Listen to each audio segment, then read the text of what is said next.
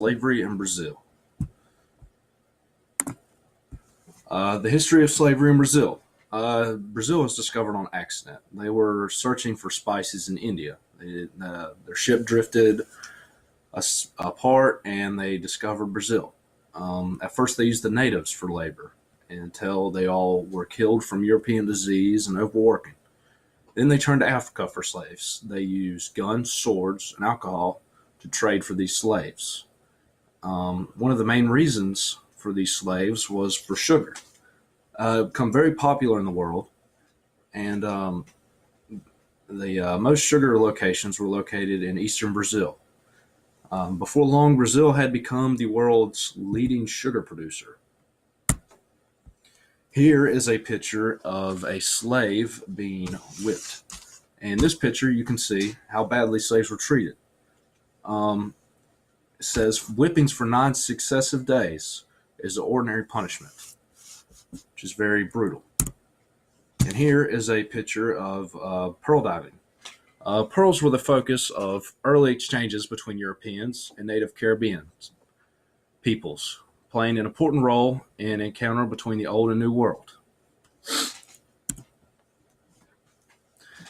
Describe some common punishments in Brazil. The culprit is fastened to a cart and there receives 200 to 300 lashings. The mangled flesh is uncut, and cayenne pepper and salt are put into the wounds to prevent, as they suppose, gangrene and corruption. This is one of the common punishments that slaves were put through during this time period. It also states in the article, to expose a slave for a whole night tied to a stake over an ant's nest, which is another common punishment, which is very inhumane and wrong. A slave owner would not want to. Why would a slave owner not want his slave to be exposed to religion? A slave owner would not want this because it may give the slave a sense of how they're someone more superior than their owner. This might cause the slaves to rise up or revolt against the owners. And also, having a bunch of slaves who all believed in the same religion may cause them to gather and form a rebellion or overthrow of some sorts like that. And it says in here, it is necessary that the slaves be kept in ignorance of the authority superior to his will, which means the slave owners do not want the slave to think no one is superior over their owner. After reading both paragraphs, does it appear that the slaves are helpless individuals? I said yes and no in this. Yes, the assistance which they expect from their tenants in case of insult from a neighboring equal. This shows that the slaves were fairly dependent on their owners to provide what little necessities they may receive in order to survive, such as food, clothes, things such as that. And then I said no. The slave owner who is aware of such secret practices and reflects must feel of how little avail are all his regulations, all his good management. Restraint creates the wish to act contrary to given rules. The slave has a natural bias to deceive him who holds him in subjugation. So, for example, if you're put under all these rules and they're just inhumane and terrible, you would want to fight against those rules and not obey those rules because it's not right.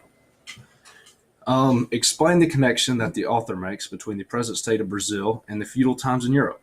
The connection that the author makes, I cannot forbear comparing them, the present, to the interior of Brazil. The great power of the planter, not only over his slaves, but over the free persons of a lower rank. The respect which is required from these barons, from inhabitants of their lands. The connection is very accurate because it shows how the people in Brazil and in feudal Europe at this time had power over the people who had nothing, such as in feudal times in Europe, the landowners would have more power over the peasants. And in Brazil, the landowners would have more power over the slaves. How has the transatlantic slave trade shaped modern Brazil? The slave trade has shaped Brazil in many ways, one of the main ways being the large presence of African culture that is there. For example, the martial arts practice of capoeira was disguised as a dance by the slaves. This practice, however, was used in order for the slaves to find a way to defend themselves in case of conflict. A lookout would be used in order to alert the slaves that the cavalry was coming, and it says in the video that they would use drums to play as the horses were coming. If this happened, the slaves would switch to a normal dance. Without the fighting involved, this would fool the cavalry and keep the slaves from being punished or whipped. This dance is still used to this day in Brazil, and this is how the slave trade has shaped modern Brazil.